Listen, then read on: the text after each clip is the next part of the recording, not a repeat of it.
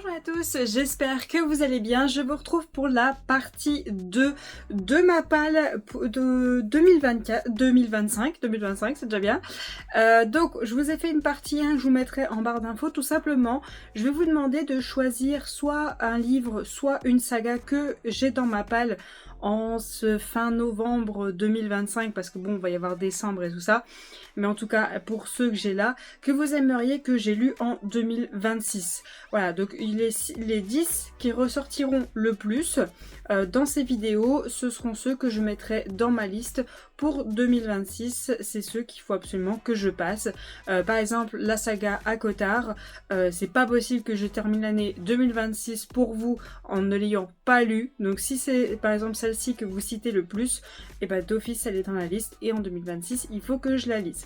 Donc dans la première partie on a regardé toute la partie droite qui est à l'arrière juste là de ma bibliothèque, et dans cette deuxième partie on va regarder toute la partie gauche qui est dans ma bibliothèque, donc toute cette partie là.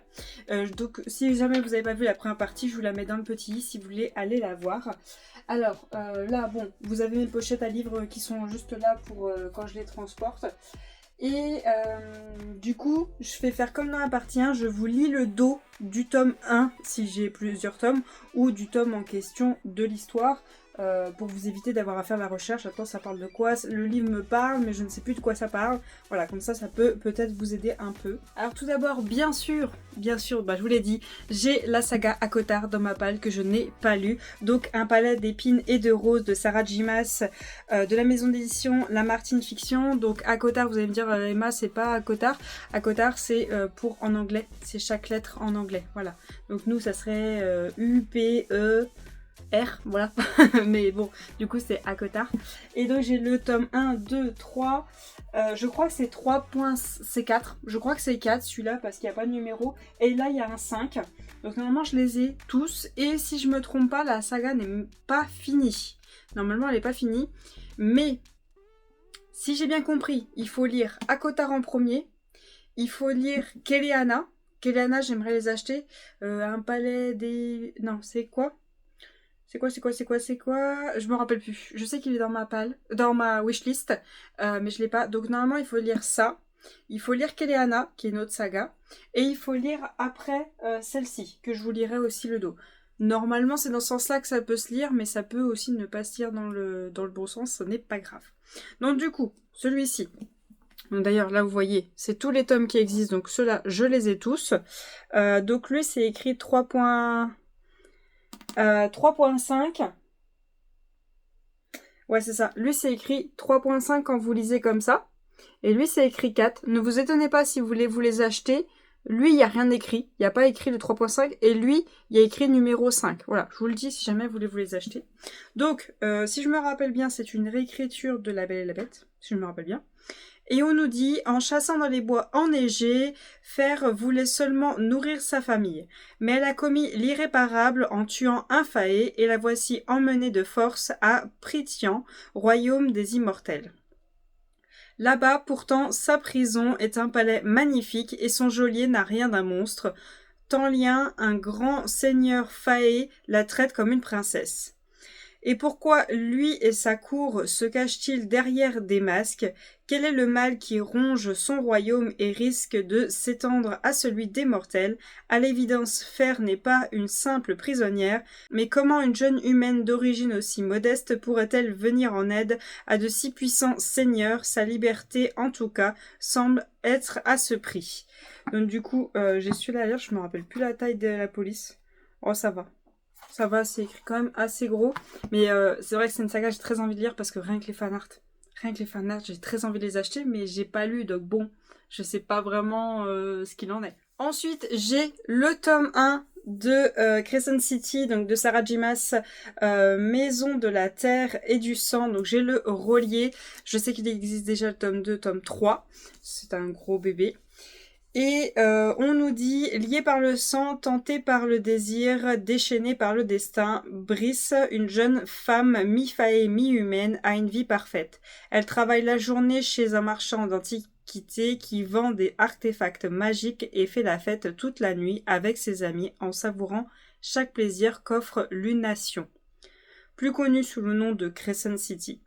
Mais un jour, un terrible meurtre va venir ébranler les fondations de la ville, de même que le monde de Brice. 2 ans plus tard, son travail ressemble à une impasse et elle se plonge dans l'oubli en écumant les clubs les plus fameux. Et lorsque le meurtrier frappe de nouveau, Brice se retrouve entraîné dans l'enquête et doit faire équipe avec Hunt, un mystérieux ange déchu dont le passé noir hante chacun de ses pas. Ce dernier est l'assassin personnel des Archanges et il doit protéger la jeune femme même s'il lui porte peu d'intérêt. À la recherche de la vérité, Brice et Hunt vont apprendre à se connaître et vont explorer les bas-fonds de la ville jusqu'aux niveaux les plus sombres de l'enfer, où des choses qui dormaient depuis des millénaires se réveillent. La nouvelle saga de l'incontournable Sarah J. Maas qui s'établit comme la nouvelle référence en fantasy urbaine adulte. Voilà. Donc j'ai le gros bébé. Mais à mon avis, il faut que je les accotard avant. Ensuite, j'ai toute la saga Belladonna. J'ai le tome 1, tome 2, que vous voyez là, tome 3. Et le 3.5 ne devrait pas tarder, donc j'ai tout. Mais je n'ai rien lu. Et du coup, c'est écrit par Adaline Grace. C'est de chez De Saxus. Et on dit qu'il suffit de 5 baies de belladone pour tuer quelqu'un.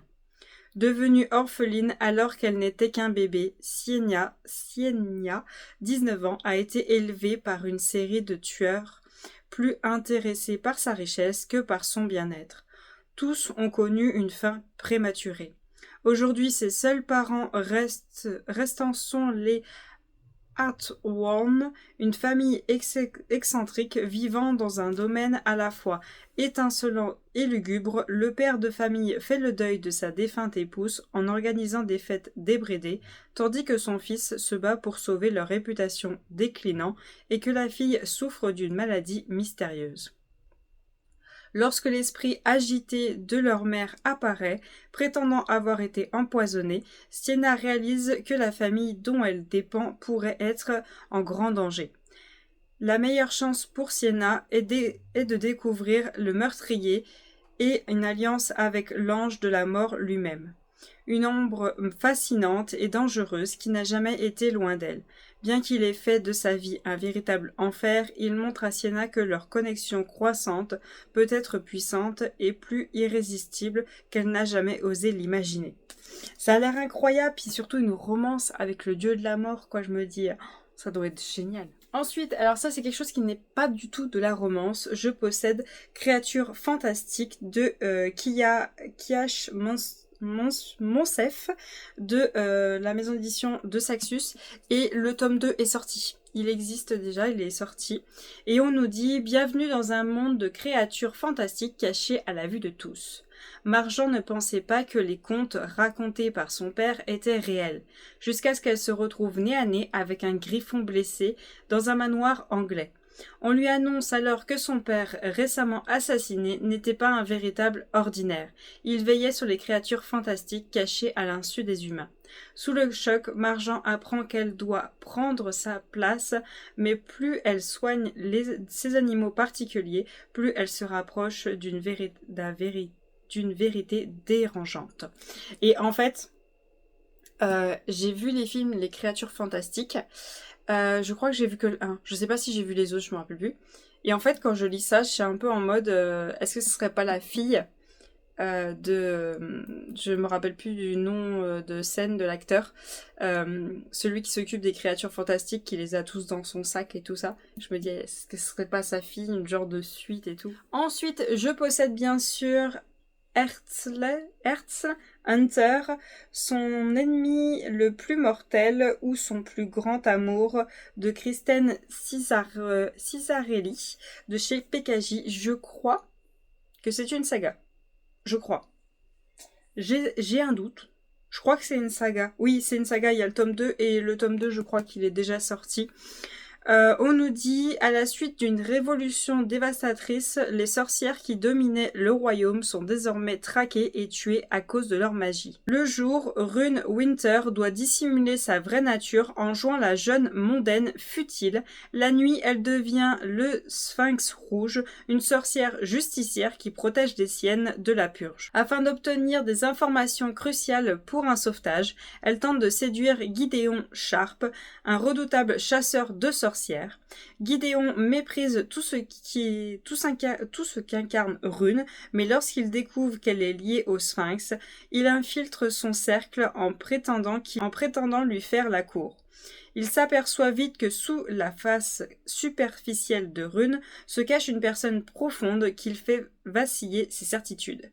Et il en vient à espérer qu'elle n'est pas la célèbre créature sanguinaire qu'il traque sans relâche. Ça a l'air mignon comme tout, quoi. Ensuite, je possède bien sûr la Forge des Secrets de Tricia Levenseller de chez Stardust. Je sais plus si c'est une saga ou pas. Je sais plus. Je sais pas s'il y a un tome 2. Normalement, si c'est rangé là, c'est que c'est une saga. Mais je me rappelle plus. Et on nous dit le premier tome, donc voilà. Le premier tome d'une quête flamboyante par l'autrice du best-seller La Reine des Ombres. Zira préfère la compagnie du métal à celle des humains. Elle passe ses journées enfermée dans sa forge, à l'abri de la société et de l'angoisse que celle-ci lui inspire. Utilisant son don pour façonner des armes uniques, imprégnées de magie, seule sa jeune sœur parvient à l'apaiser. Leur vie tranquille est soudain perturbée par 3 inconnus.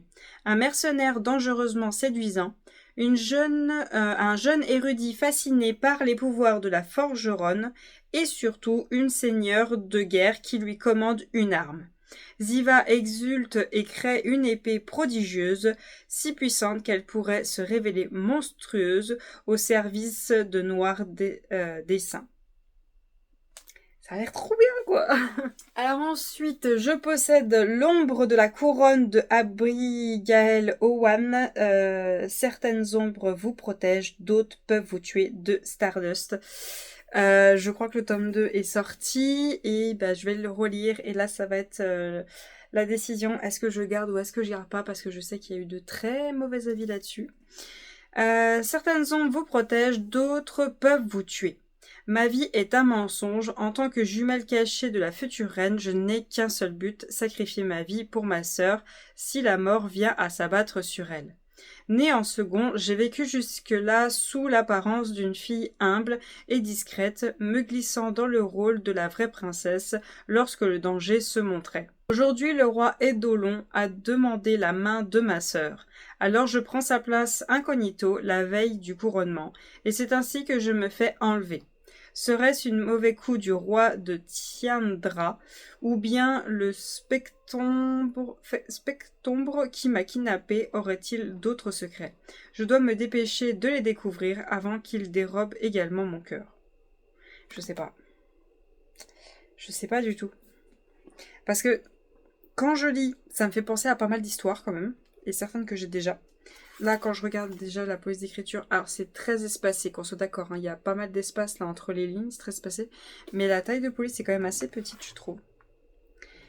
Je sais pas. Si jamais vous avez un avis sur celui-là, n'hésitez pas à me dire en commentaire. Est-ce que ça vaut le coup que je le garde ou pas? Sachant que mon avis, quand je vais vous faire le récap à la fin de l'année de tout ce que je possède en livres par catégorie, et au total, à mon avis, on n'est pas très loin des 300. Donc si je peux me séparer de certains, voilà. Mais ouais, je sais pas. Je garde ou je garde pas. Ensuite, je possède le tome 1, Fille du roi pirate de Tricia Levenseller chez Stardust. Toute la saga est sortie de cette histoire, elle est totalement sortie. Par l'autrice de La Reine des Ombres. J'adore, c'est écrit sur les 2 livres par l'autrice de La Reine des Ombres. Je crois que je n'ai jamais lu La Reine des Ombres. Le jour où Caligan, roi pirate qui règne sur les mers, estime que sa fille chérie, Elosa, est devenue une véritable et redoutable pirate, il l'investit d'une mission. Mettre la main sur une mystérieuse et très ancienne carte au trésor qu'il recherche depuis toujours. Pour réussir son défi, la courageuse Alossa n'hésite pas à se laisser capturer par ses pires ennemis, s'offrant alors la possibilité d'infiltrer leur navire. Prisonnière au milieu d'un impitoyable équipage, Alossa sait que son butin est à portée de main et que ses ravisseurs tournent le dos et dès que ses ravisseurs tournent le dos, elle part explorer le bateau. Très vite, son plus redoutable obstacle sera Ridan, un intrépide lieutenant particulièrement intelligent et surtout très séduisant. Mais la jeune femme a plus d'un tour dans son sac et personne ne pourra arrêter la fille du roi pirate. Ça a l'air bien quand même. Hein. Ça a l'air vraiment bien. Et vous voyez, c'était un Stardust, là que je vous ai montré juste avant, là que j'hésite. Et ben là, la police d'écriture est un chouïa plus épaisse. Et surtout, elle n'est pas floue. Celui juste avant, c'est flou. Ça, c'est sûr, je le garde. Je pense que je garde. Ensuite, je possède Bander by Thorn, Best of the Briard, de Elisabeth Hélène, dont chez Chatterley, j'ai le tome 1, tome 2 et tome 3. Je sais pas si c'est le tome 3 à la fin. Non, il y a un 4e tome, je crois. Et on nous dit, elle a toujours aimé lire des contes de fées, elle n'avait jamais imaginé en faire partie. Connue de tous les habitants d'Orsakov comme la fille de Georges le Fou, Rosalia fait profil bas, mais Georges n'est pas fou, il cherche désespérément sa femme. Il est convaincu qu'elle a été kidnappée par des Fae. Lorsqu'il disparaît à son tour, Rosalia se lance à sa poursuite. Elle se retrouve dans le Val enchanté à Casteltry, où son père a été emprisonné par le prince de l'hiver. Pour le sauver, elle n'a d'autre choix que de conclure un marché avec le maître des lieux, prendre sa place dans le château. Le prince de l'hiver n'est pas seul à régner sur Casteltry, ils sont 4, chaque nuit ils se transforment en loups démoniaques. Plus le temps passe, plus leur magie s'éteint, et plus il leur est difficile de protéger leur royaume. Rosalina sera libre uniquement si elle les aide à trouver leur âme sœur et ainsi à rompre la malédiction. Le problème, 3 des princes sont de plus en plus attirants et le 4e, le prince de l'hiver, est prêt à tout pour garder Rosalina auprès de lui, quitte à ne jamais briser le mauvais sort. Et les flammes sont au max, voilà, au max du max. C'est très spicy, c'est une réécriture La Belle et la Bête. Oh, c'est écrit très large. C'est écrit vraiment très très large et très gros. Merci, ça c'est le genre de police que j'adore. C'est écrit gros, c'est écrit large. Bon, oui, le livre du coup est plus épais, mais c'est agréable à lire. Surtout quand on prend de l'âge et qu'on se mange des écrans à longueur de journée. Voilà. Ouais, je sais, il faut que je la lise. Il faut. Ensuite, je possède le tome 1 de The Fallen Empire, écrit par Grace Draven, Phoenix and Born. Rien n'est gratuit, ni l'amour, ni la magie, ni même la liberté. De chez Chatterley, je crois qu'il y a 3 tomes, tout est sorti. Et je suis très mitigée parce que j'ai vu pas mal d'avis. Il y en a, ils aiment bien. Ils sont pas fans, mais ils aiment bien. Et il y en a, ils n'ont pas du tout aimé. Donc du coup, je ne sais pas. Je déteste l'Empire par-dessus tout parce qu'il a fait de nous des personnes que nous méprisons. Une fois par an, chaque village doit envoyer une jeune femme à la capitale de l'Empire. Son destin est de brûler vive pour le divertissement des masses. Année après année, le bourg de Béraud désigne Ghislaine. Son sacrifice protège toutes les autres jeunes femmes de son village. Son secret pour rester en vie, la magie qu'elle seule possède. Mais cette année est différente. Azarian, le plus célèbre gladiateur de l'Empire, a percé l'illusion. Il veut utiliser Ghislaine pour fuir sa vie d'esclave et récupérer ses droits sur son clan. Pour cela, il doit l'emmener jusque sur ses terres, pour la forcer s'il le faut. Pour protéger sa famille, Ghislaine va tout risquer pour lui échapper, retourner dans l'Empire et brûler une nouvelle fois. Trilogie classée dans les tropes d'Usatoudei. Et les 3 tomes sont sortis. Il y a 2 flammes au dos. Oh, c'est écrit assez large, c'est pas mal. Bon, c'est pareil que celui juste avant. Celui-là, je suis mitigée. Je sais pas. Si vous avez un avis sur celui-là, n'hésitez pas en commentaire, savoir si je garde ou je garde pas. Ensuite, je possède celui-ci, The Note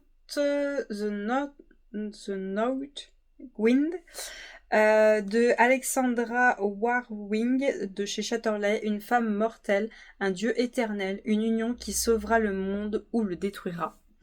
Le tome 2 est sorti. mais je sais pas s'il y a un tome 3. Je sais que le tome 2 est sorti, mais je sais pas s'il y a un tome 3. Il y a 3 flammes au dos. Et on nous dit, nous sommes liés par le mariage et j'ai juré de mettre fin à sa vie. Gwen de Heatherwood n'est pas étrangère à la souffrance. Avec la disparition de ses parents, il est de sa responsabilité d'assurer qu'elle et sa sœur survivent à l'hiver, interminable et rigoureux. Mais si l'on en croit les légendes, leur village pourrait ne plus être sûr pour longtemps. Pendant 300 ans, les terres entourant Edenwood ont été prises dans la glace à mesure que l'ombre, une barrière magique qui protège les habitants des terres mortelles, s'affaiblissait. Une seule chose peut arrêter la chute de l'ombre, le sang d'une femme mortelle liée par le mariage au vent du nord. Un dangereux immortel dont on dit que le cœur est aussi glacial que la terre qu'il gouverne. Et le moment est venu qu'il choisisse sa fiancée. Ah, ça a l'air bien quand même. Ça a l'air bien, franchement. Ensuite, je possède Night of the Witch, tome 1. Je sais que le tome 2 est sorti. Une sorcière ne devrait jamais tomber amoureuse du chasseur. De Sarah Reich et Beth Revy, donc chez Nathan. Et on nous dit, et si l'amour était la plus puissante des magies? Ah, de tête, ça me revient pas, donc je vous montre comme ça. Voilà, ce siècle-là, voilà, XV1, VI. Alors, 151 je sais plus. L'Église catholique mène une impitoyable chasse aux sorcières en Allemagne et veut éradiquer la magie au cœur de la forêt noire. Fritzi a vu son clan décimé par les Exangagères, les soldats chasseurs de sorcières. Elle est prête à tout pour venger les siens et sauver du bûcher la jeune Liesel, seule autre survivante. Quitte à être capturée pour mieux la faire évader de la prison de Trèves. Otto est le capitaine des Exangagères. Ce soldat irréprochable cache des dessins troublants que Fritzi vient subitement bouleverser. Elle sorcière, lui chasseur, tout les sépare, le destin va se charger de les unir. Alors on a un avis extraordinaire, plein de dangers, de complots et de romances interdites. La recette d'une histoire enemies to lover réussie, The Library Lady. Je suis mitigée, je pense que ça peut être bien. Après c'est écrit vraiment très gros. C'est écrit gros et très large. Hein. Voilà. C'est un peu du même style que Shadowley. Donc ouais, je pense que ça peut être sympa. Ça peut être sympa, ça. Ensuite, je possède le tome 1, Le roi de la guerre et du sang de Scarlett Sinclair, Adrien et Isolde, tome 1, donc de chez Hugo Romance dans la collection Romantasy. Je crois que toute la saga est sortie. Je crois que c'est une trilogie, si je me trompe pas, et je crois que tout est sorti. Leur union est sa revanche. Isolde de Laura considère le jour de son mariage comme celui de sa mort. Pour mettre fin à une guerre qui dure depuis des années, elle doit épouser le roi des vampires, Adrien Alexandre Valiliev, et le tuer. T'as pas plus long comme nom? Mais sa tentative d'assassinat est déjouée et Adrien menace Isolde de la transformer en mort-vivant si elle essaie à nouveau de le tuer. Confrontée au risque de devenir ce qu'elle déteste le plus, Isolde cherche d'autres moyens de le défier et de survivre à la cour des vampires. Mais ce qu'elle craint le plus, c'est Adrien, malgré leur indéniable alchimie. Elle se demande pourquoi le roi féroce, sauvage, sans pitié, l'a choisi comme épouse.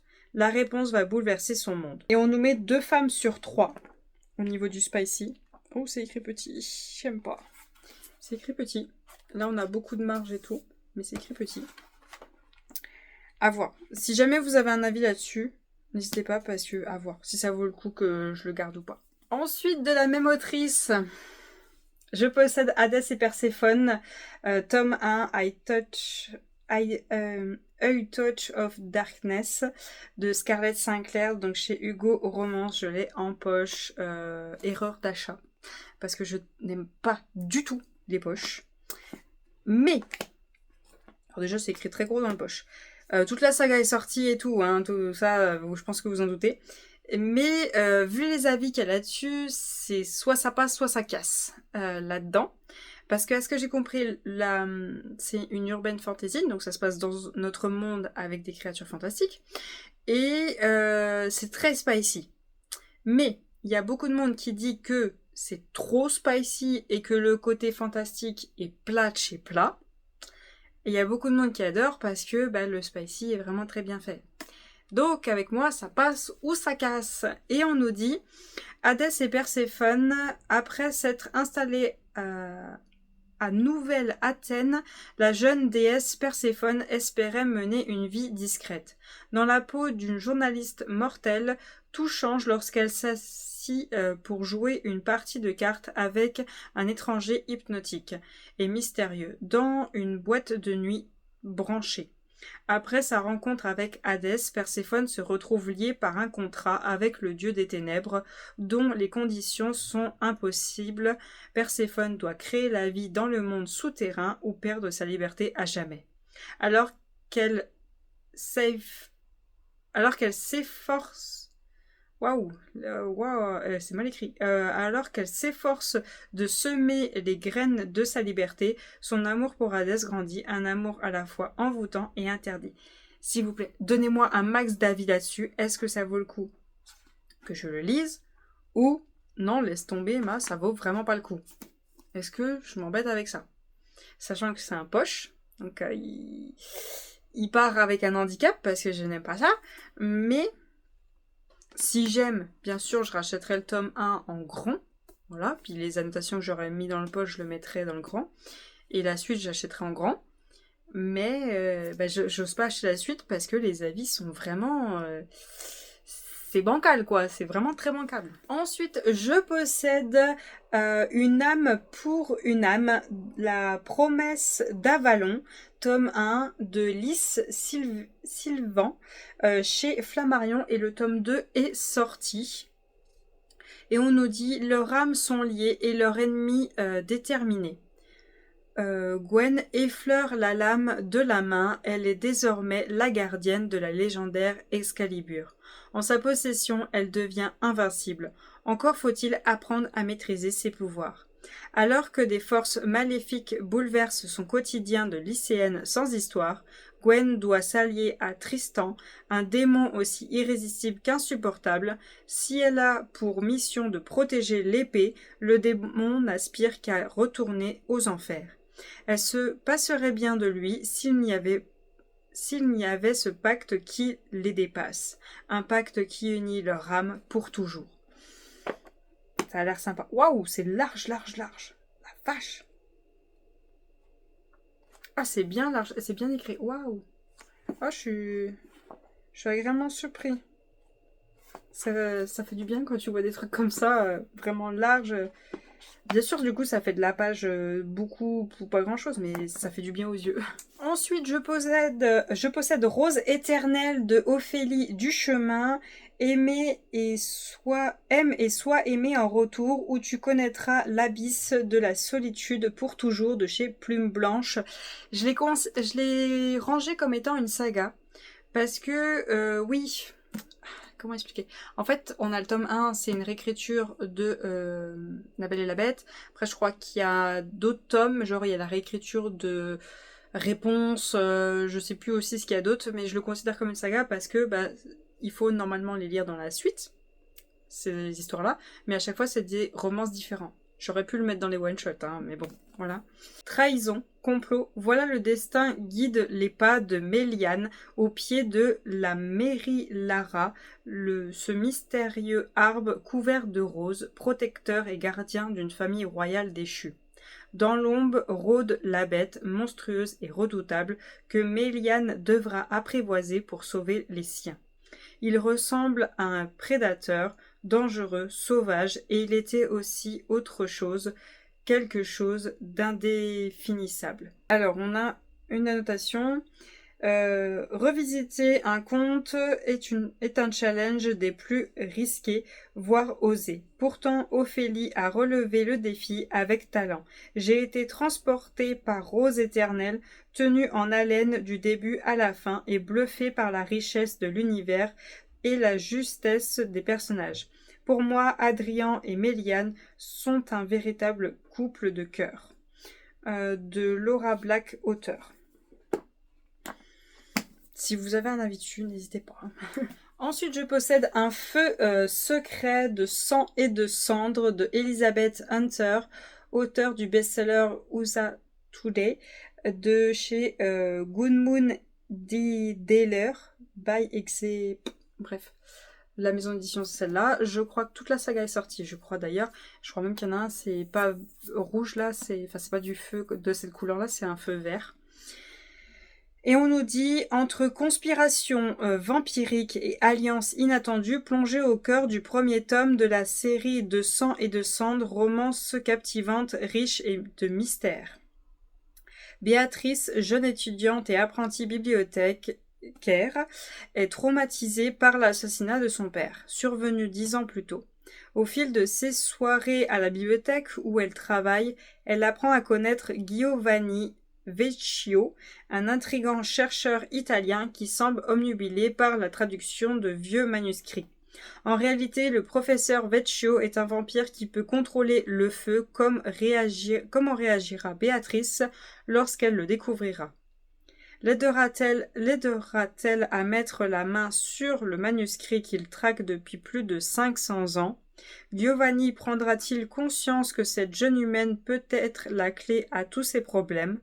Ensemble, ils feront tout ce qui est en leur pouvoir pour déjouer un obscur complot et percer les secrets entourant la mort du père de Béatrice. Et je crois que j'ai vu qu'un seul avis. Ouais, j'ai vu qu'un seul avis sur ce livre et il était pas bon du tout. Pas bon. Donc je suis mitigée, je sais pas. Bon, après j'en ai vu qu'un d'avis, donc si ça se trouve, c'est très bien. Mais je sais pas. Je sais pas du tout pour ça. Ensuite, je possède le tome 1, La prophétie des âmes sans mortelles de Manon Donaldson, chez Blacking Edition. Je sais pas si la suite est sortie d'ailleurs, mais je l'ai pris, c'est pour l'autrice. C'est pour l'autrice parce que j'ai lu sa saga, c'était Northsoul, je crois. C'était une réécriture viking. Waouh, ça m'avait pris au trip. C'était très dur comme livre parce que la place de la femme prend très très cher, mais c'était tellement addictif, c'était tellement bien, c'était une duologie. Je vous mettrai l'image juste là de la saga en question. Mais si vous avez le cœur bien accroché et que vous allez découvrir l'horreur des femmes à l'époque, quoi, toute l'horreur qu'elles vivaient, allez-y. Et si vous aimez les vikings bien costauds, bien greu, voilà, allez-y. Hein. Franchement, c'est vraiment bien. Par contre, c'est le tome 1 qui sera le plus dur. Le tome 2, il est un peu plus souple, entre guillemets. Donc pour celui-ci, on nous dit bâtarde, humaine, mortelle, aberration. Voici une partie des insultes que je subis à Obadium, pays de terre magique. Pourquoi? Parce que je suis une mi-humaine, mi-sorcière, et que durant la cérémonie d'octroi des pouvoirs, je n'en ai reçu aucun. Moi, l'unique sorcière sans don, je suis devenue le symbole de ceux qui sont contre l'union des sorcières avec les humains. Alors, pour apaiser les esprits, le roi m'oblige à me présenter chaque été pour passer des tests. Mais à l'aube de mes 17 ans, j'en ai assez, je suis déterminée à réclamer mon statut de simple humaine. Sauf que depuis que j'ai pris ma décision, je sens et vois des choses que jamais auparavant je ne distinguais, notamment la présence aussi terrifiante que grisante des ténèbres qui contaminent la moindre de mes pensées. Peut-être parce que leur maître, le prince Stoké, l'un des 4 fils du roi, s'immisce la nuit dans mes rêves pour jouer avec mon esprit, me réclamant et désirant ma mort. Je lutte de toutes mes forces, mais mon âme, elle, lui, succombe lentement. Romance fantasy. Et ouais, ça a l'air trop bien. J'adore comment ils mettent les débuts des chapitres. Ils sont toujours magnifiques. Ensuite, je possède Blessed and Disoraced de H. Alix, la déchue de Louen de la maison d'édition Elix Iria. Le tome 2 est sorti, ça c'est sûr. Je crois que c'est une duologie. Non, c'est une trilogie. C'est une trilogie et tout est sorti. Et on nous dit, sauvage et solitaire, Fleetwood, du haut de ses 19 ans, mène une vie insouciante au cœur du domaine de son père, le puissant duc de l'Arc. Au-delà de ses terres et de ses préoccupations, Ulwen est un royaume déchiré par des années de guerre civile et d'injustice. Pourtant, le règne du roi tyran touche à sa fin et lorsque le meneur de la rébellion accède au trône, toutes les familles partisans du souverain déchu se retrouvent traquées et exécutées. À la merci d'Hector de Lockhart, ennemi froid et insensible, Fleetwood est miraculeusement épargné. Désormais condamnée à vivre aux côtés du bourreau qui a éliminé les siens, elle jure de ne jamais se soumettre à lui. Mais une ombre s'étend sur l'horizon, une menace venue de l'ouest liée au passé de la jeune femme et aux rumeurs qui l'entourent depuis son enfance. Et on nous met Romantaisie et voilà. Voilà. Je suis mitigée là-dessus parce que j'ai eu une personne qui a mis un avis qui était incroyable. J'ai vu sur une vidéo. L'avis était incroyable et une personne qui a mis un avis, c'était une catastrophe. Donc, je sais pas.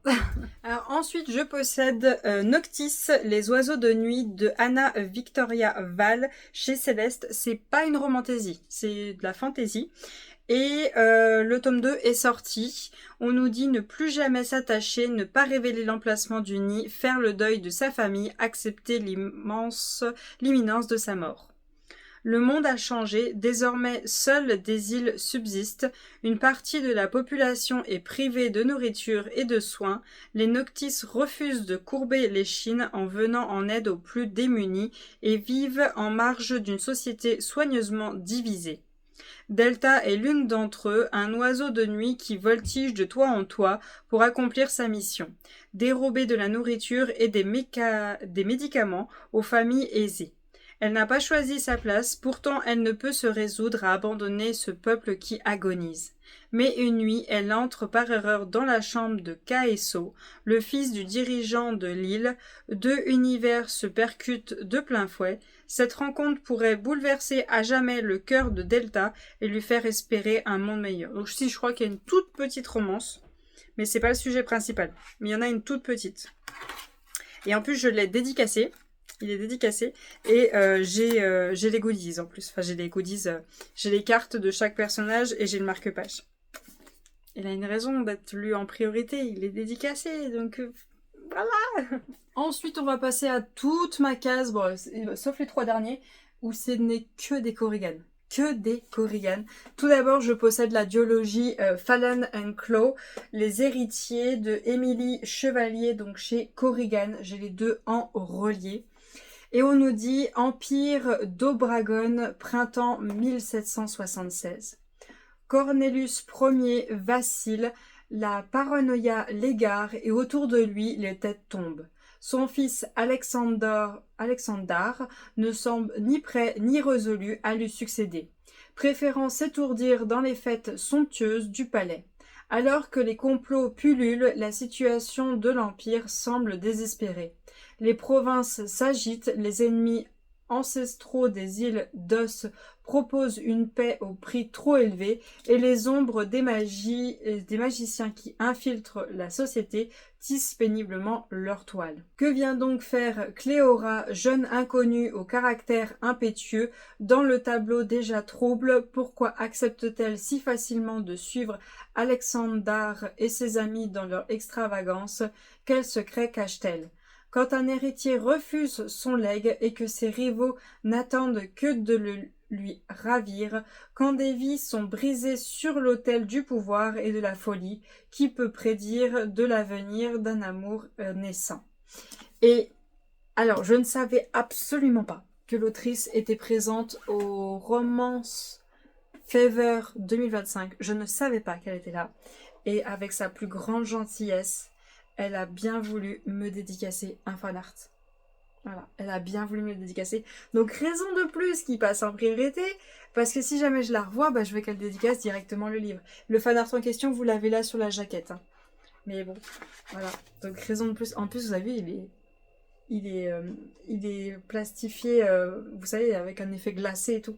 Donc ouais, il a une raison de plus d'être lu en priorité. En plus, c'est qu'une duologie, il n'y en a que 2. Ensuite, je possède le tome 1, Un royaume si cruel et merveilleux, le royaume des mensonges de Stasia Stark, donc chez Korrigan.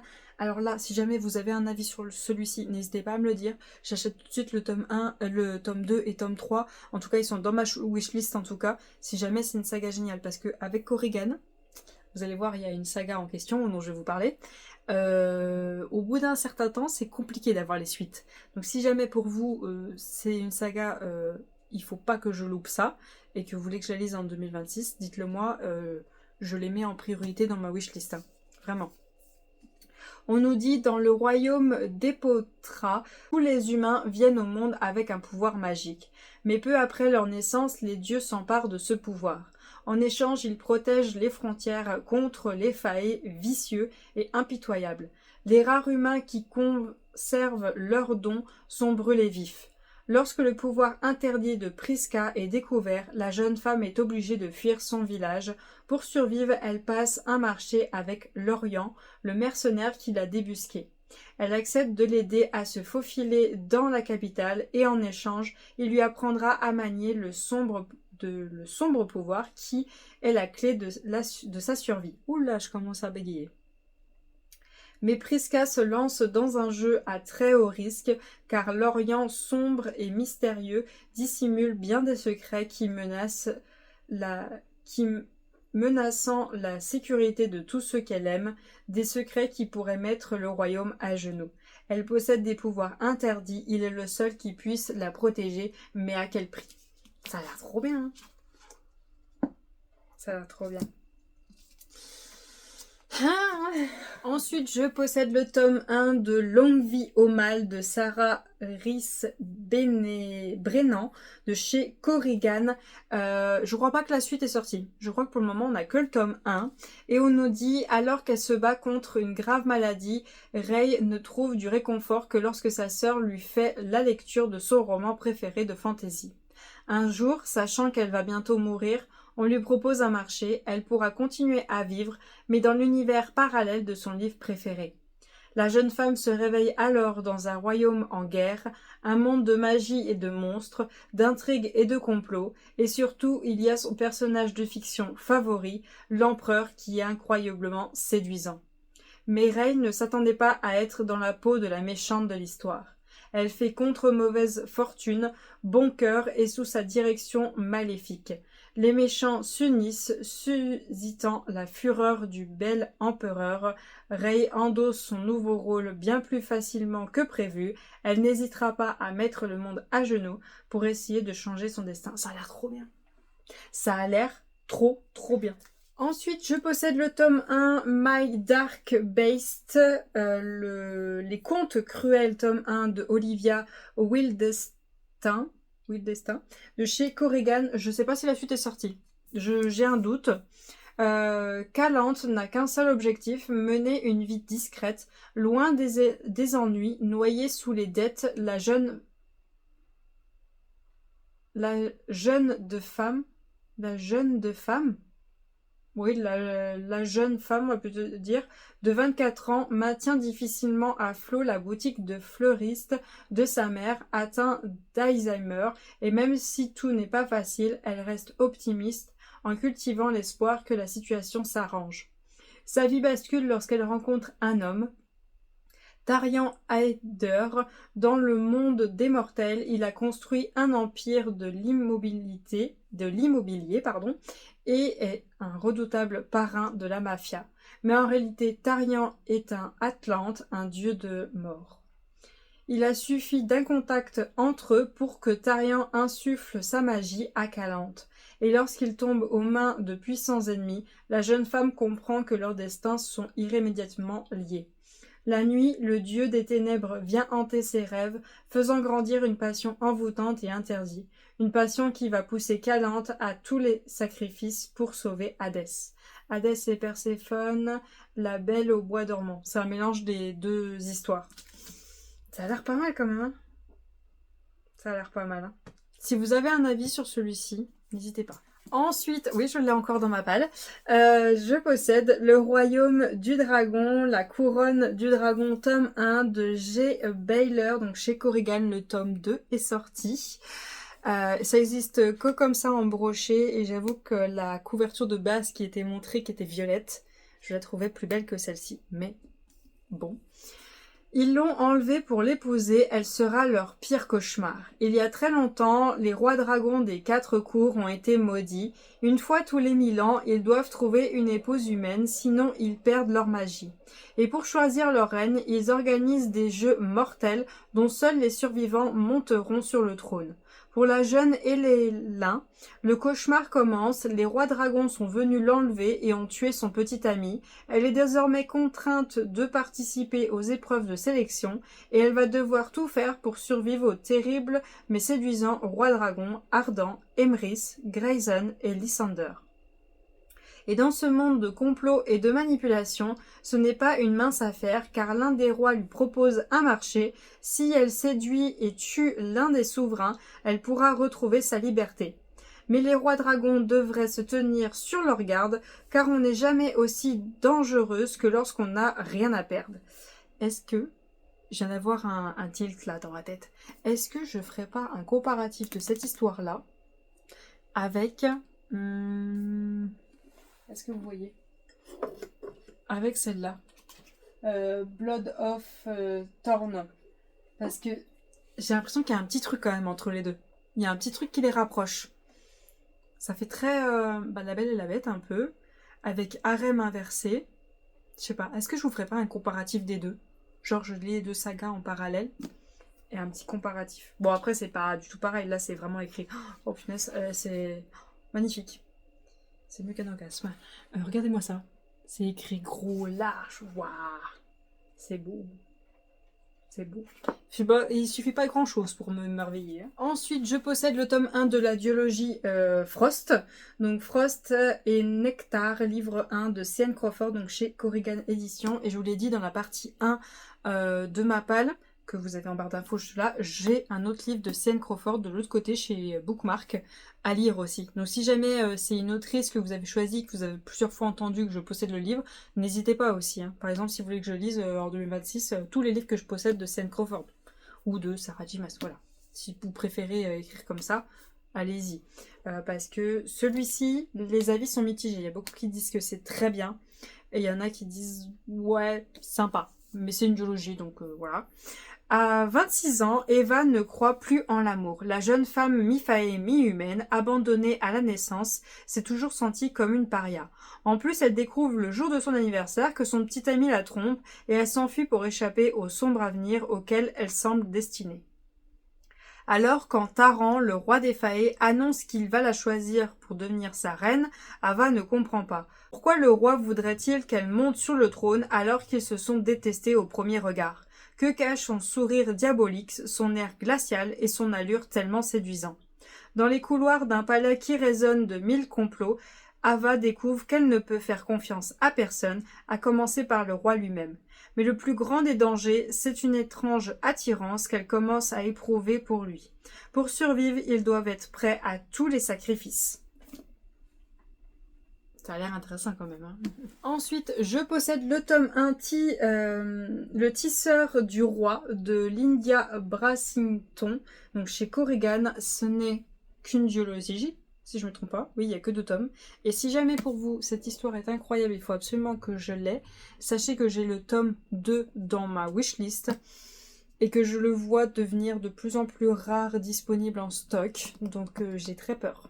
J'ai très peur que quand je le lis, je ne puisse plus avoir le tome 2. Voilà. Donc celui-là, je claque les fesses. Hein. À Everash, la magie est interdite et les tisseurs qui la manipulent sont traqués sans relâche. Nayla vit tapie dans les souterrains de la capitale à leur côté. Malgré un entraînement implacable, elle manque de vigilance lors d'une soirée arrosée et cela suffit pour attirer la garde dans leur refuge et condamner ceux qu'elle avait juré de protéger. C'est la rencontre avec Tristan, une lame éternelle qui fait tout basculer. Prisonnière de ce soldat fermé à la moindre émotion, elle se voit offrir un marché, être responsable de la mort de tous ses proches ou mettre ses pouvoirs au service d'un roi tortionnaire. La mission est simple, assassiner le souverain voisin. Mais pour cela, Nayla doit s'infiltrer à la cour prétorane au bras de Tristan, jouer la parfaite épouse et commettre un meurtre. sans lever le voile sur des secrets qui pourraient lui coûter la vie. Un enjeu, éviter une guerre totale. Un risque, tomber amoureuse de son bourreau. Ça a l'air vraiment bien. Et franchement, j'ai peur. Faut que j'achète le tome 2. Dites-moi, est-ce que j'achète le tome 2 genre, Emma, non, prends pas le risque de pas pouvoir l'avoir, achète-le. Sauf que c'est même pas la version reliée, moi, que je veux. C'est la version brochée. Hein. Je la trouve beaucoup plus belle que la reliée. Donc, du coup, je sais pas. C'est chiant, ça. C'est vraiment chiant. Ensuite, je possède le tome 1 de Darkless, tome 1 de Elema Decker chez Corrigan. Ça, c'est pareil. Le tome 2 et tome 3. Je commence à plus trop les voir, hein. Je commence à plus trop les voir, donc est-ce que c'est pareil? Il faut pas que je saute dessus. On nous dit les démons vivent cachés depuis la nuit des temps, mais il y a peu ils sont sortis de l'ombre, imposant leur clan et leurs coutumes sanglantes à l'humanité, qui n'a rien pu faire pour les en empêcher. Rosalia méprise leur violence et leur arrogance. Pourtant, pour subvenir à ses besoins, la jeune femme est contrainte de plonger dans la fosse aux démons et de travailler pour eux. Tout va bien jusqu'au jour où elle s'attire les foudres de Kael, le criminel le plus séduisant et le plus redouté de la ville. Kael n'a qu'une obsession, récupérer le pouvoir démoniaque qu'on lui a dérobé il y a des siècles. Sur le point de triompher, c'est toutefois Rosalia qui rafle mystérieusement son bien le plus précieux. Il est désormais contraint de protéger cette humaine qui l'agace profondément et le fascine. Pour survivre, elle noue un pacte avec le démon. Oh, ça a l'air génial, hein. Ça a l'air génial.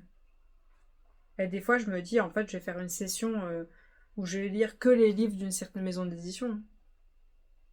Ah, punaise. C'est vrai que Corrigan, ils sont forts. Hein. Ils sont très forts. Ensuite, je possède Le Roi déchu de L. Andrew, Le Royaume éternel, livre 1 de chez Corrigan. Le tome 2 est sorti.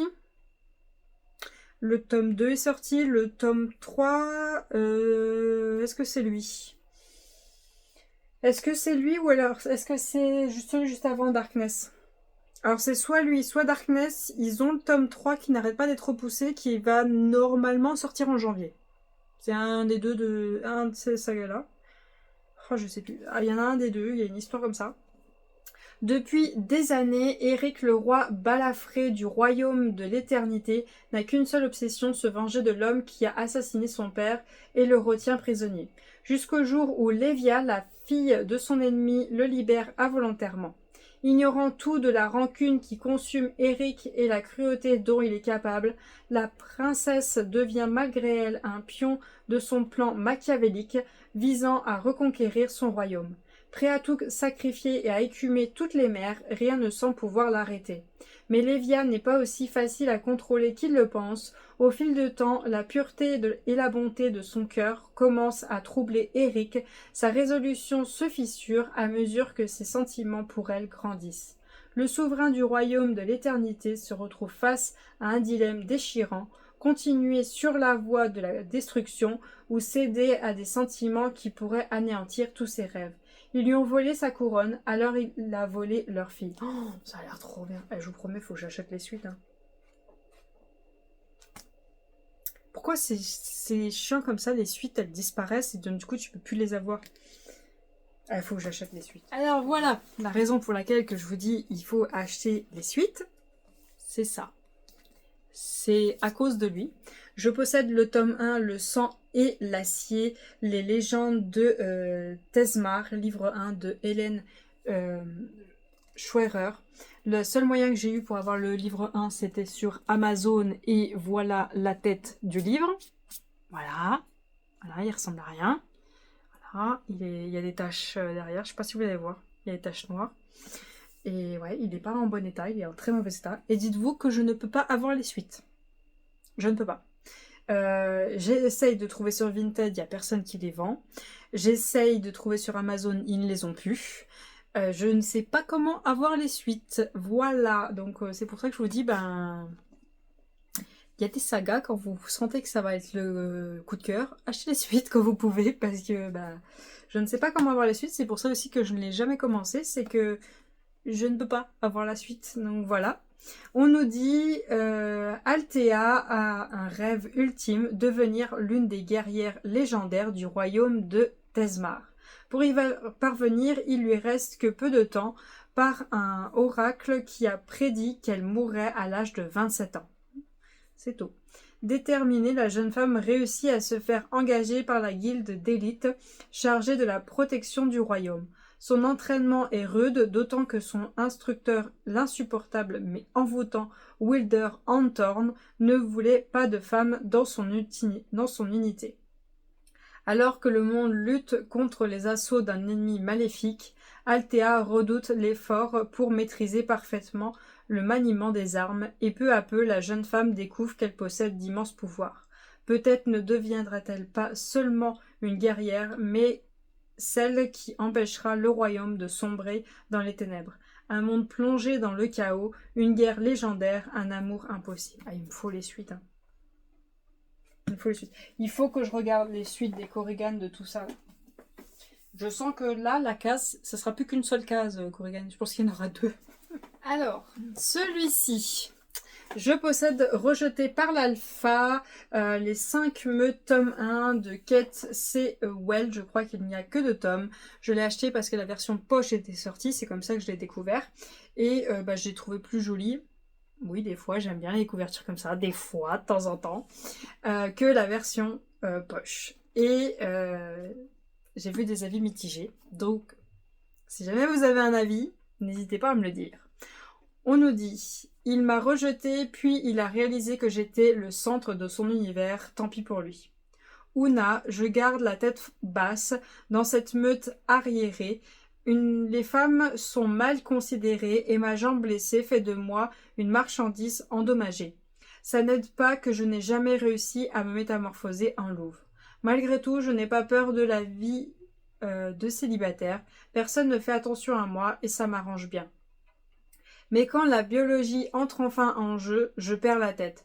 Je revendique notre alpha comme mon compagnon et il me rejette devant toute la meute. Je survivrai, c'est ce que j'ai toujours fait, mais qui veut d'un abruti arrogant pour compagnon de toute façon. Killian, pour être le leader de la meute méritait, j'ai dû me montrer dur. Impitoyable, je ne flanche pas et je ne fais jamais d'erreur. Et s'il y a une chose dont je suis certain, c'est qu'Una Aide n'est pas ma compagne. Mon loup est peut-être attiré par elle, mais si elle était mienne, je le saurais. Et même si je reviens constamment vers elle, même si elle ne sort plus de ma tête, je suis le mâle le plus fort depuis 5 générations. Je peux faire entendre raison à une femelle. Il n'y a pas moyen que j'ai ruiné la meilleure chose qui me soit arrivée. Je suis l'alpha de la meute de Carrie et je ne perds jamais.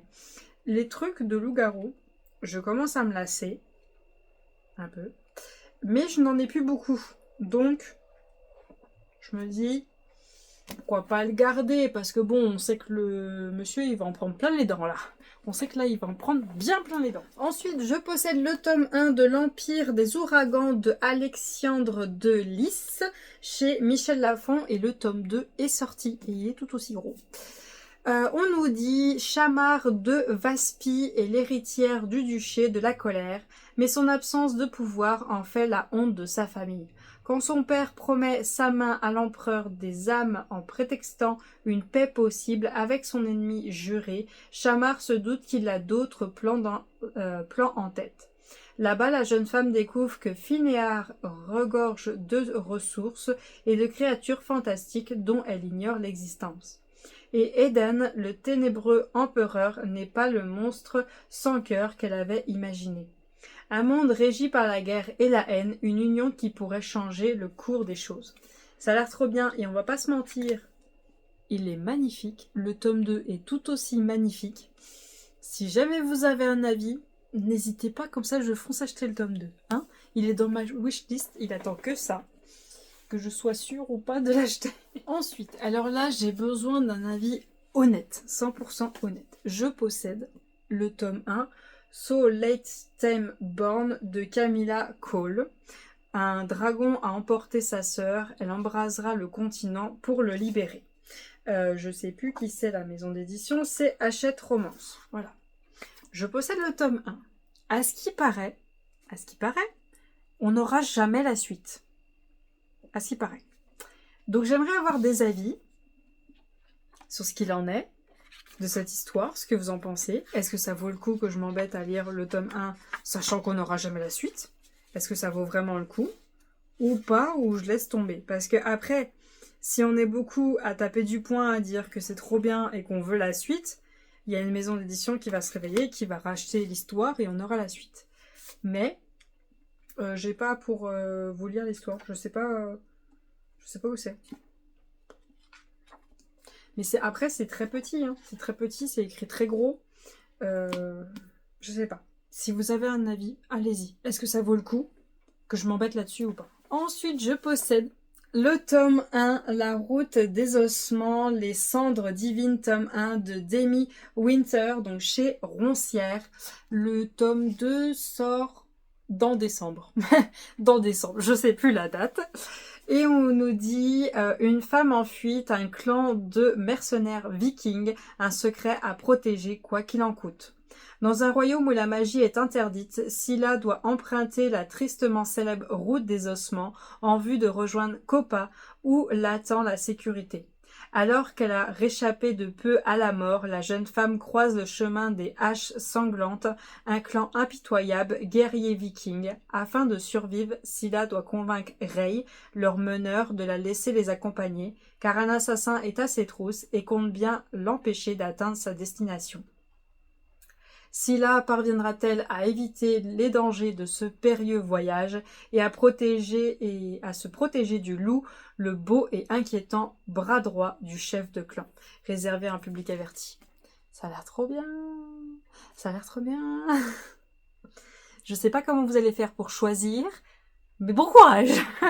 Ensuite, je possède le tome 1, Le bouclier des oiselles de Devney Perry, donc chez Roncière, et le tome 2 n'est pas sorti, je sais pas s'il est annoncé, je sais plus du tout où est-ce que ça en est. Être l'oiselle n'est pas un privilège, c'est un piège. Des siècles plus tôt, les dieux ont libéré des monstres sur les 5 royaumes de Kalandra pour rappeler aux mortels leur insignifiance. Mais je n'ai jamais eu besoin d'une divinité pour me rappeler la mienne. En tant que princesse, mon seul devoir est d'obéir au roi. Régner ne faisait pas partie de mon destin, pas plus que me battre, jusqu'au jour où un chasseur de monstres légendaires navigue jusqu'à nos côtes, accompagné de son prince. Celui-ci ruine ma vie en exigeant que je l'épouse. Forcée de signer un traité magique avec mon propre sang, me voilà conduite vers le plus dangereux des royaumes, à mes côtés un guerrier qui me méprise autant que je le déteste, et un mari que je connais à peine. On attend de moi que je sois reine, espionne, sacrifice, mais que se passerait-il si je refusais le rôle que l'on m'a choisi, si j'établissais mes propres règles? La seule façon de vaincre les monstres qui nous craignent le plus est d'en devenir un soi-même. Pour réserver pour un public averti. Et ça a l'air trop bien. La nana, elle se fait manipuler comme je sais pas quoi et au final, ça deviendra elle qui manipulera les autres. Ça a l'air trop bien. On va pas se mentir.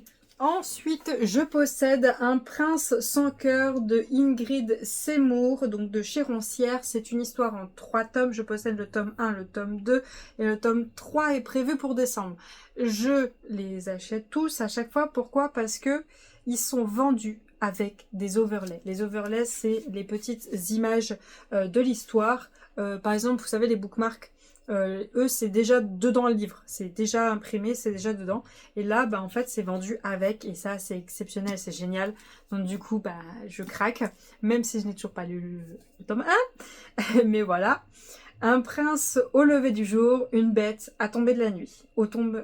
À la tombée de la nuit.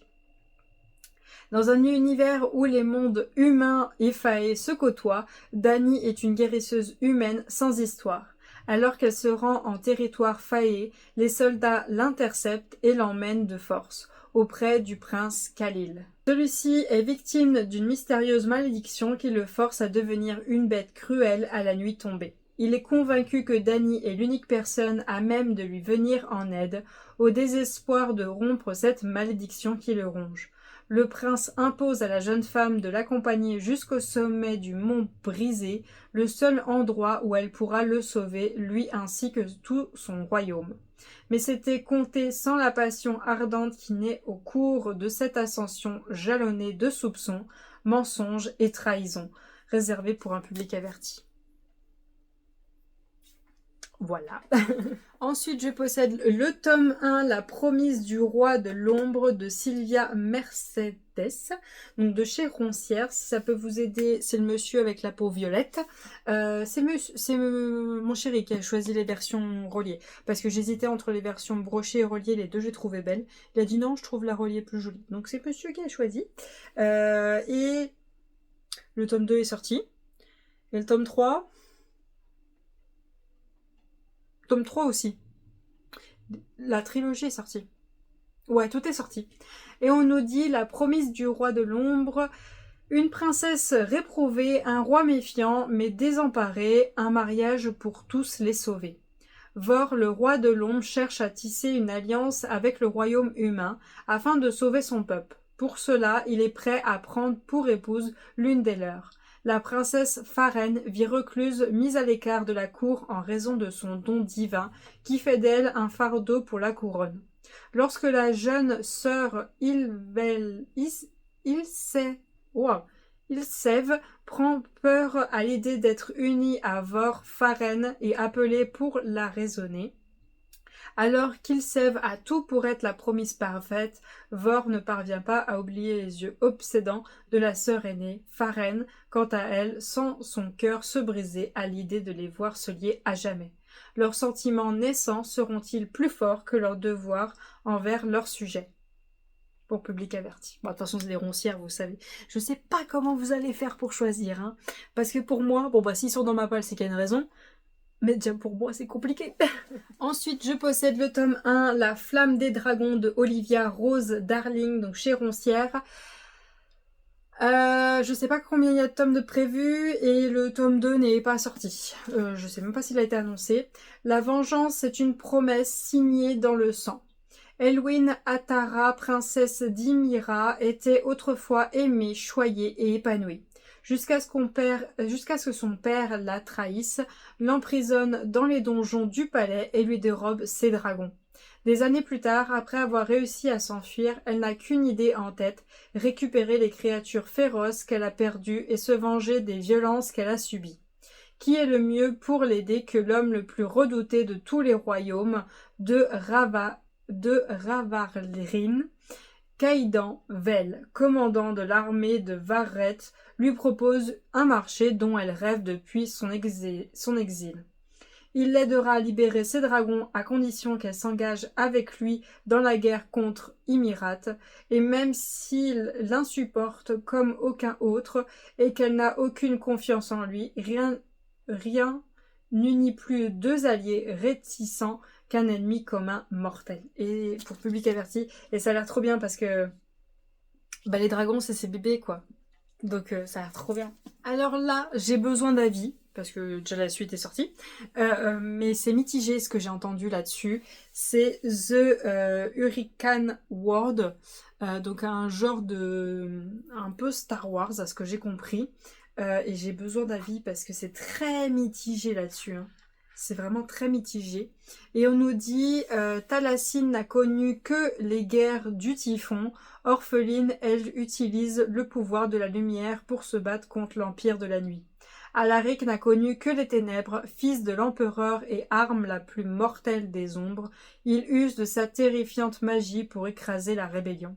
C'est alors qu'ils se croisent sur le champ de bataille. Leur affrontement est inéluctable, mais une menace plus importante se profile. Sauront-ils faire alliance pour la vaincre ou se détruiront-ils l'un l'autre avant? C'est mitigé les avis, hein. C'est très mitigé, hein. Donc si jamais vous avez un avis là-dessus, n'hésitez pas. Ensuite, je possède le tome 1 de Assassinat to the Villain.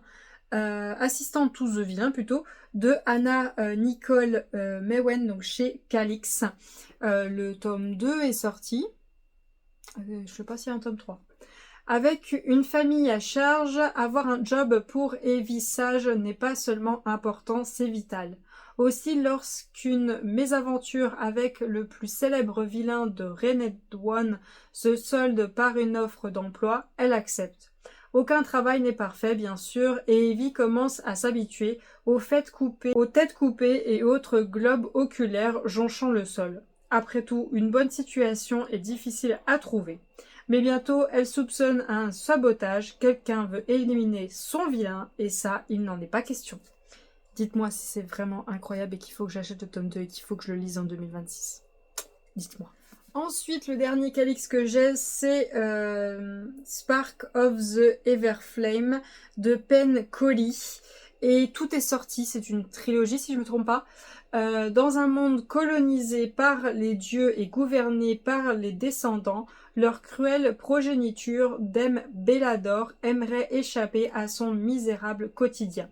La disparition soudaine de sa mère l'oblige à entrer dans l'univers sombre des descendants afin de percer les mystères qu'Aurélie a laissés derrière elle. Contrainte de participer à la guerre civile qui s'intensifie, Dem devra naviguer entre les règles du pouvoir et la politique et de l'amour pour sauver sa famille et l'humanité tout entière. Je sais pas. J'ai vu qu'un avis que c'était génial. Non, 2 avis que c'était génial. Mais je sais pas. Est-ce que j'achète les suites ou pas? Je sais pas. J'avais oublié que c'était un Calix ça. Il me reste aussi The Curse of Scent de Kat Dramy. A-t-elle été envoyée pour sauver le monde ou le détruire? Et le tome 2 est sorti. Ils existaient aussi en version reliée, mais j'aimais pas du tout. Donc du coup, j'ai la version brochée du tome 1, j'ai le tome 2 dans ma wishlist. On nous dit, en tant qu'espionne émérite et 3e commandant de la reine, Aya a voué sa vie au royaume. Utilisant les capacités que les dieux lui ont données pour le protéger des dangers qui menacent, son serment garantit qu'elle défendra toujours ceux aux côtés desquels elle se bat, y compris Wild, son rival et exécuteur de la souveraine. Forcés de travailler ensemble, Aya et Will s'évertuent à maintenir une trêve difficile pour accomplir leurs devoirs. Mais lorsque Aya libère un pouvoir que leur monde n'a pas connu depuis des siècles, ils vont devoir faire front pour découvrir qui ou ce qu'elle est vraiment. Ça a l'air pas mal, mais bon, ouah, c'est écrit petit. C'est écrit très très petit. Ouf. Ensuite, je possède bien sûr Un sort si noir et éternel de Brigitte Caméraire. Seul l'amour et le courage rompront la malédiction. Un roman best-seller aux États-Unis et au Royaume-Uni de chez Rajo. Il existe 3 tomes. Les 3 tomes sont sur des réécritures de contes différents.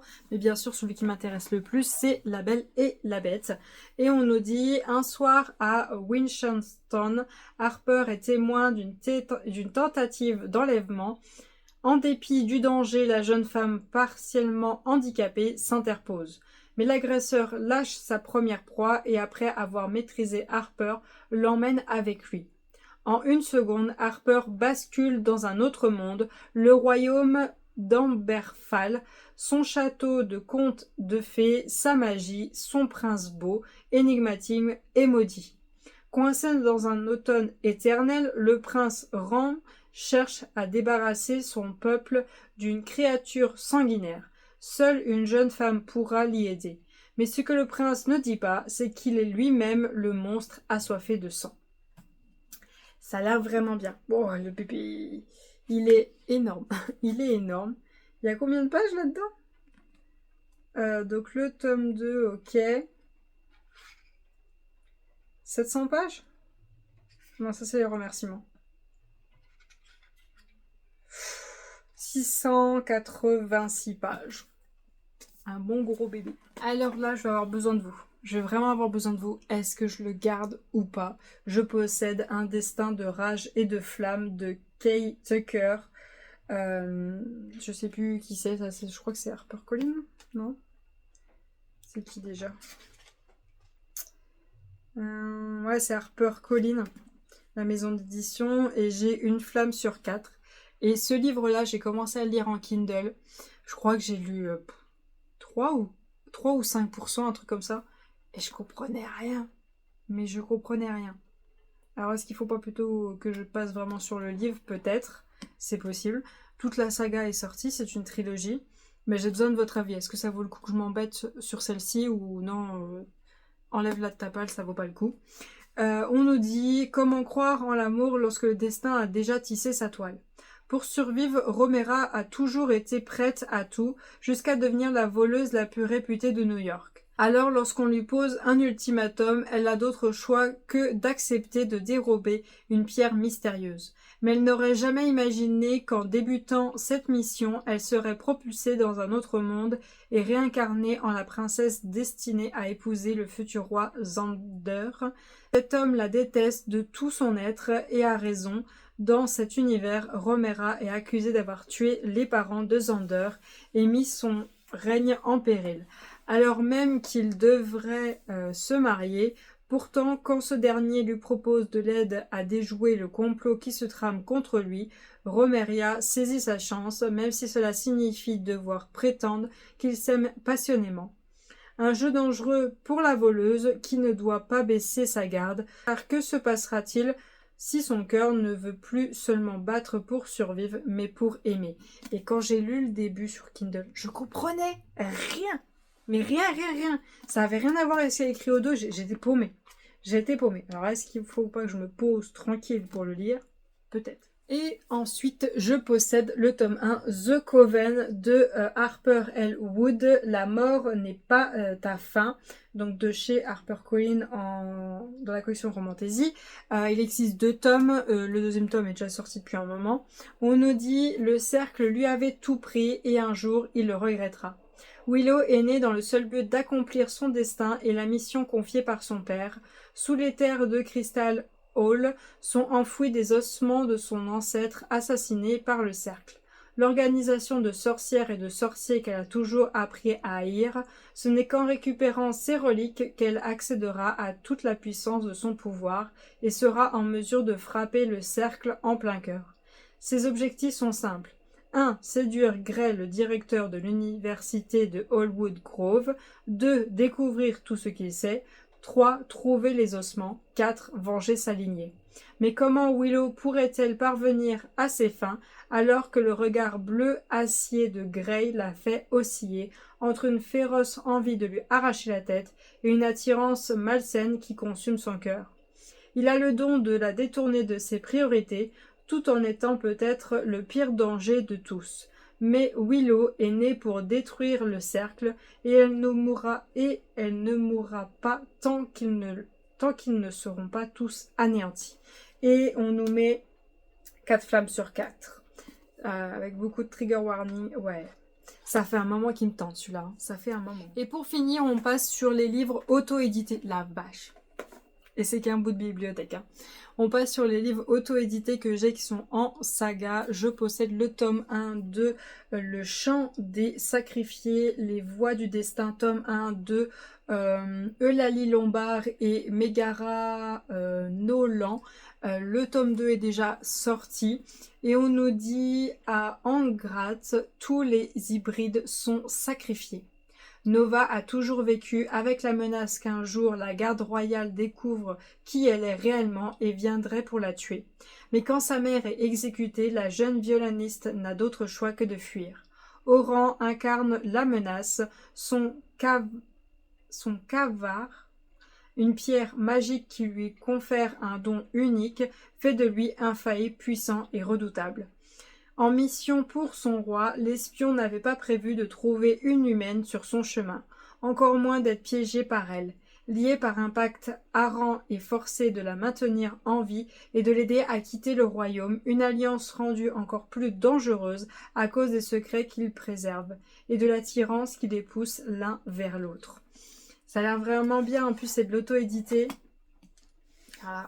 Ensuite, je possède le tome 1 Fais-moi t'aimer de Megara Nolan et je l'ai dédicacé et on nous dit je suis l'incarnation de la vie et du printemps, prêt à épouser la nuit et la mort.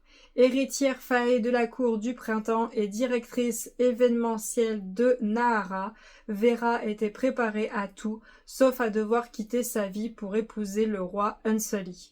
L'objectif de ce mariage, réunir Nahara, scindée en deux depuis 400 ans par un dôme qui rend fou ceux qui osent le traverser, sauf qu'avec un mari impassible qui l'évite et la moitié de sa nouvelle cour qui veut la tuer, les négociations avancent moins vite que prévu.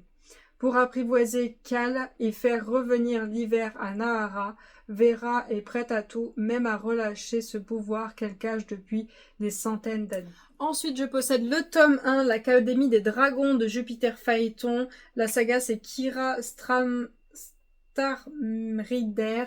Toute la saga est écrite.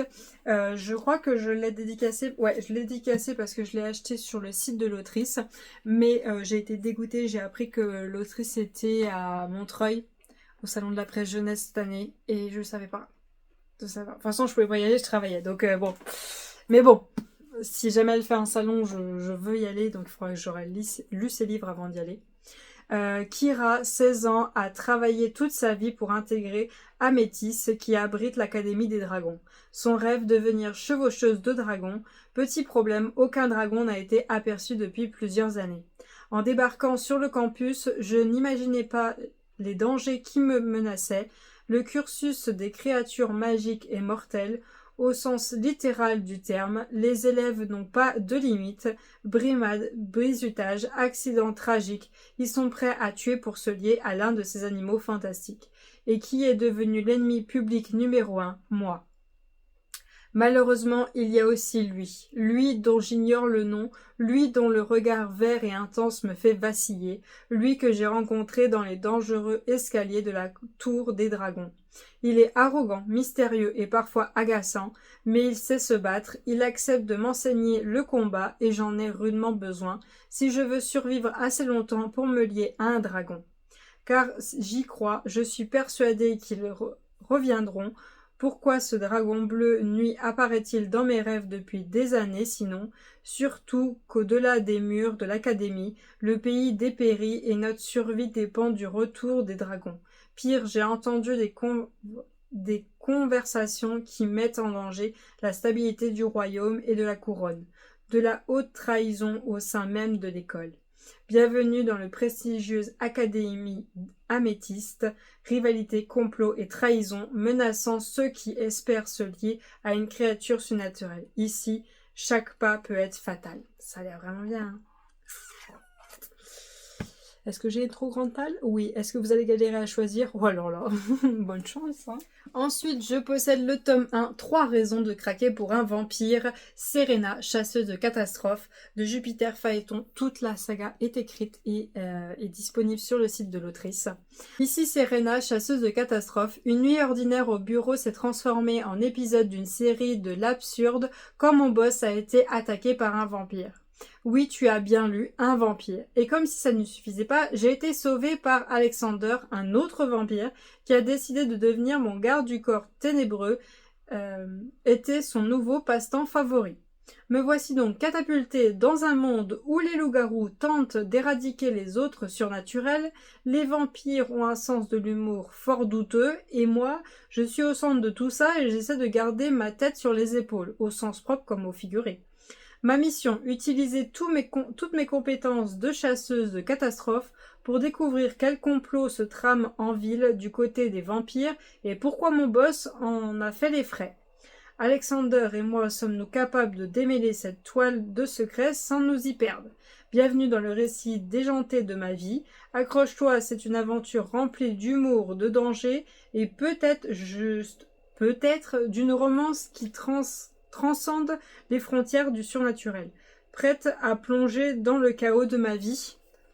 Ah, ça a l'air pas mal. En plus, c'est écrit vachement gros. Il y a des dessins un peu partout en plus. J'ai la petite carte de l'autrice en plus, j'ai la dédicace. Et il est pas gros en plus, hein. Ensuite, je possède le tome 1 de Kira Fer, l'Empire de sang, de Clément Marais. Et le tome 2 est sorti. Et on nous dit les moires sont catégoriques, le monde est voué au chaos et à la désolation. Si l'ultime prophétie n'est pas respectée à la lettre, pour ce faire, les dieux choisissent aux quatre coins du monde des messagers de l'espoir hauts en couleur qui devront rétablir l'équilibre. Or, la plupart de ces élus n'ont rien du héros au cœur d'or. À Kirafer, où règne la terreur par le sang, territoire dirigé par l'infâme empereur Dracon, Morrigan l'assassin, le glacial Thorn, les princes vampires Miscari et Altius, le démon Dakar et Mischef, une simple libraire agissant dans le secteur pour accomplir leur destin. Entre amour et devoir, peur et raison, seule la victoire importe. Voilà, je l'ai celui-ci. Ensuite, je possède le tome 1, Un hiver à Mystic Haven de Charlie Marigan, chronique des 4 saisons. Je sais pas si elle a sorti les suites, ça je sais pas du tout. C'est une romance FF si je me trompe pas. Et on nous dit une réécriture de La Belle et la Bête, une romance fantastique FF, Enemies to Lover. Bella, je suis un bon petit soldat qui ne recule jamais devant une mission, fier de travailler, première pour l'agence de régulation des pratiques magiques, je sers et protège la population humaine contre la malice des sorcières. Alors quand on m'envoie à Mystic Haven, bourgade emprisonnée par un hiver éternel depuis une trentaine d'années, ce n'est qu'une affectation de plus, je ne pensais pas que ça changerait ma vie à ce point-là. Mara, au début protégée par cet hiver qui n'en finit pas, les résidents du manoir Haven Green et moi sommes de plus en plus terrifiés à l'idée que la neige nous ensevelisse, sans l'espoir de nous en sortir. En plus, une agence de l'ARPM vient rôder dans les parages, c'est la 4e. On s'est débarrassé des précédents, j'espère que ça se passera mieux avec elle. Voilà. Et pour finir, pour cette deuxième partie de vidéo, je possède La Princesse de l'Hiver, Fille de l'Hiver, tome 1 de Skill McKinnon. C'est de l'auto-édité, si je me trompe pas. J'ai peut-être un doute. Tout est sorti, c'est sur ma wishlist. Et on nous dit une demi-déesse audacieuse, 4 gardiens sexy. En tant que demi-déesse, Wynne s'est toujours démarquée de la foule humaine et maintenant, le jour de son 22e anniversaire, sa magie fait son apparition de manière fracassante, vraiment fracassante. Elle n'aura besoin de l'aide de personne, excepté de 4 gardiens sexy, pour contrôler ses pouvoirs destructeurs, si seulement il n'était pas si distrayant. Sa mère, la reine de l'hiver, l'attend dans les royaumes des dieux, mais certains ennemis tenteront de l'empêcher de les atteindre, quitte à partir en guerre. Wynne sera-t-elle capable de survivre au voyage et si elle y parvient, pourra-t-elle résister à la tentative de tomber sous le charme de ses gardiens?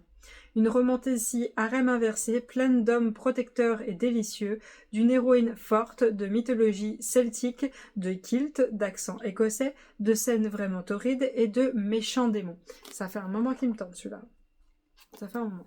Et donc voilà pour la deuxième partie de cette vidéo, je vais la couper là parce qu'elle est déjà beaucoup trop longue.